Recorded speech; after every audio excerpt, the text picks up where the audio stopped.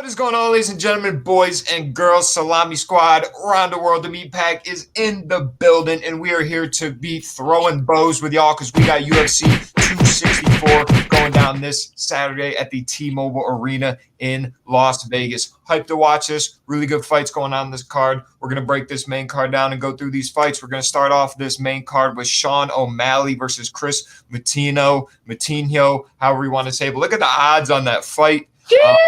It's crazy. This Mattino guy, this is his very first fight in the UFC. There's a story going around that like this dude just quit his job to come like be a UFC fighter, be an MMA fighter. And they're going to go ahead and put him up with who I think is a star in the making, who's Sean OMalley, who, coming off a little injury here or there, whatnot, really needs a guy in front of him that, we can kind of get Sean OMalley back in that win column and start raising that stock. And I mean, I think that's what's going to happen here. I don't know anything about this Chris dude. I don't think a lot of people do. They're kind of just throwing this guy at Sean OMalley, rightfully so. UFC needs him to be a star, and I think he's got all the potential. But can he go out there and get it in the octagon? I think so.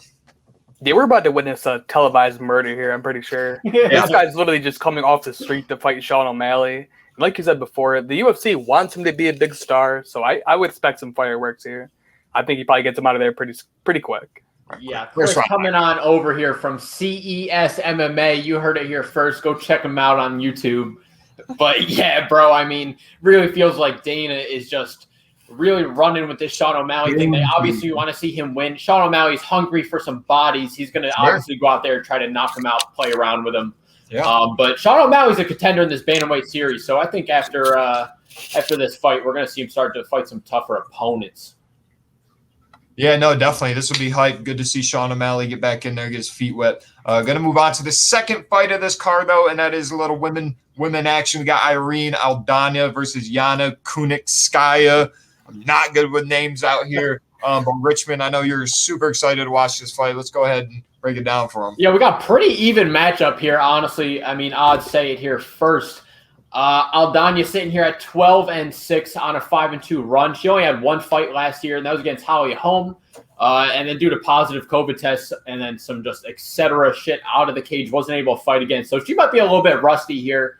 And then on the other side, we got Yana, is a former Invicta bantamweight champion who is transitioning into the UFC. Her first fight was against Chris Cyborg for the title. Obviously got dumped upon by Chris Cyborg, but since has won 4 of her last 5 fights. So I think both these women are hungry for a W. It's just going to be a super even matchup. I think it's going to go a little square off to start off the bottom of this main card. Yeah, I don't really have too much to add here. I don't really know much about either of these fighters. So, yeah. They're just going to go ahead and keep it moving. Then next fight on this card, we got Tuivasa versus NFL Pro Bowler Greg Hardy in there. A couple of big boys up in here. Twigg, why don't you go ahead and break down this fight for us? Yeah, definitely. No way this fight is going the distance. These boys are going to go out there. These boys going to go out there slugging. I'd like to see what the prop is on this fight ending inside of distance because I think that's a pretty good bet regardless. But yeah. I'm not a big fan of Greg Hardy. Guy low-key beats women, so that is true. Give me tied to Tuivasa here. Yeah, I agree with you there, Twig. This first round or bust for both of these fighters. Greg Hardy just can't breathe after the second round. Last fight, we saw him sucking air on an inhaler. Not allowed to do that, apparently. Still trying to learn the rules out there, throwing illegal knees. I mean, Greg Hardy's still trying to figure it out, boys. He's got the potential, too, which is crazy. He's just still new to the sport, honestly. So freak athlete. We'll see if he can clean up on a lot of those mistakes he's been making. But Tuivasa is a savage. 11 career victories. 10 of them are first-round knockouts. So first round or bust here, boys. But there's gonna be some fireworks going off during this round. There's going to be some fireworks going off in somebody's dome piece. We're going to go ahead and get on to the pre-main event card, which a lot to unpack here. I want to break this down for a second. This is Gilbert Burns versus Wonder Boy Stephen Thompson. And, my thing is I got a love-hate relationship with Gilbert Burns. I honestly think Gilbert Burns is a guy his whole skill set, you would want these things that he has in a fighter. I mean, Gilbert Burns does a lot of things really, really well. One of my biggest concerns with Gilbert Burns is just sometimes the energy he comes out with in fights, sometimes the demeanor. I know sometimes if he feels like he hurt the other guy, he explodes a lot of energy and whatnot. And we've seen him lose fights doing that before.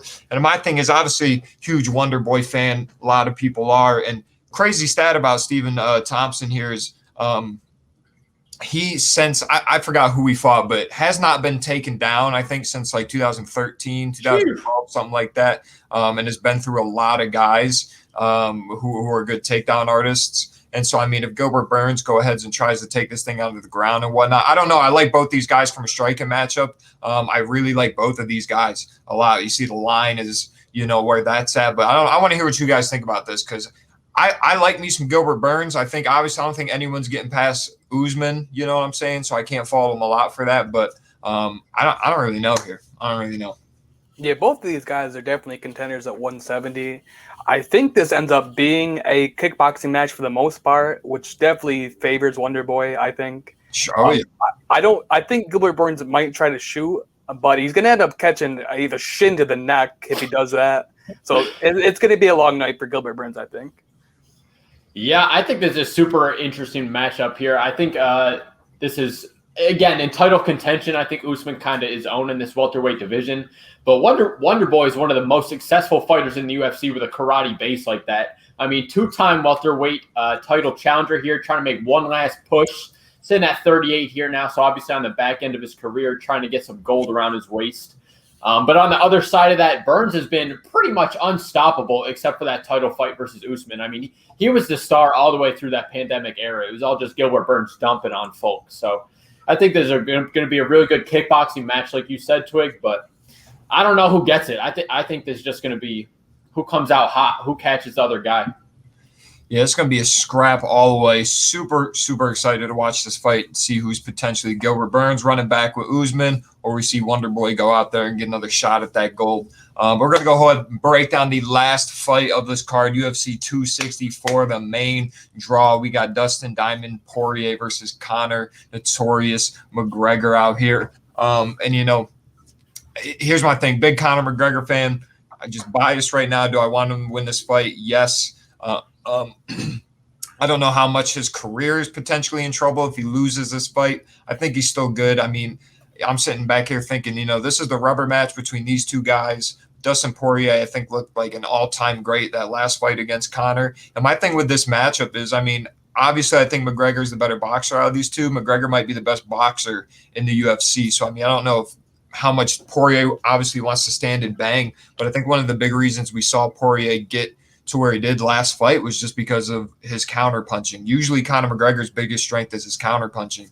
Dustin Poirier was able to bring that to the table that last fight, really take things over. And with the leg kicks. I mean, Conor McGregor, I think Dustin Poirier is a better all-around fighter for sure. Just being able to do things on the ground and stuff that Conor McGregor has never been able to his whole career. Good takedown defense. I mean, it's hard to stuff him, but McGregor did look good on the ground last fight. He's just not really going to do anything with it. You're not really going to touch him up, but he's not really going to do anything offensively on the ground. So I don't know. All in all, I think McGregor can low-key catch him here. I just think the unorthodox style might catch Poirier with something.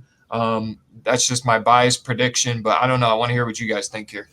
Yeah, I think this fight is going to go a lot different than the other one. I think so too. Last time Conor came in, he was super cordial at the press conferences, was super respectful towards him. I don't think he's going to be like that this time. I think he comes in there. I think he's going to be super confident and just get in his head like he always does. He's had a couple of Twitter posts and Instagram posts poking fun at Poirier already, which I think plays in his favor quite a bit. And I just think in terms of betting odds, this is a lot closer than the other one. Yeah, I was on Poirier in the last fight because 95% of the money was on McGregor, which was just a big red flag for me. So I bet Poirier the first time. But I think this fight ends up being a lot closer than the other one. I think Conor might get it done here. I don't got too much more to add than that. I think the winner of this obviously is going to get pushed forward for that title match. We know Dustin was kind of deserving of it before, but wanted to go the route versus Conor here to get some money under his belt. But both these dudes are just killers in the ring. Both of them got 20 stoppage Ws in the octagon, just trying to put each other out. So rubber match here, best of three. It's hard to say the other's not the best man after this. So I think it's going to be electric. I think it's almost a must-win for Conor too. Like his stock goes down a lot if he loses this fight. And the legacy that is Conor as well. I mean, Dana pretty much already came out and said if Conor wins this, he's going to get a title shot. Imagine Conor goes on to win the belt again. I mean, that'd just be nuts. That'd be stuff for the history books. All I can tell you is I am so excited for UFC 264 this Saturday. I want to give a quick shout out to a fight that is on the prelims. That's Ryan Hall versus Ilia Topuria. I think that's just a prelim. Ilia Topuria is a guy we need to look out for coming up in that division. But that being said, this is going to be a hype card. Salami Squad is going to be there, be square. UFC 264 this Saturday. That being said,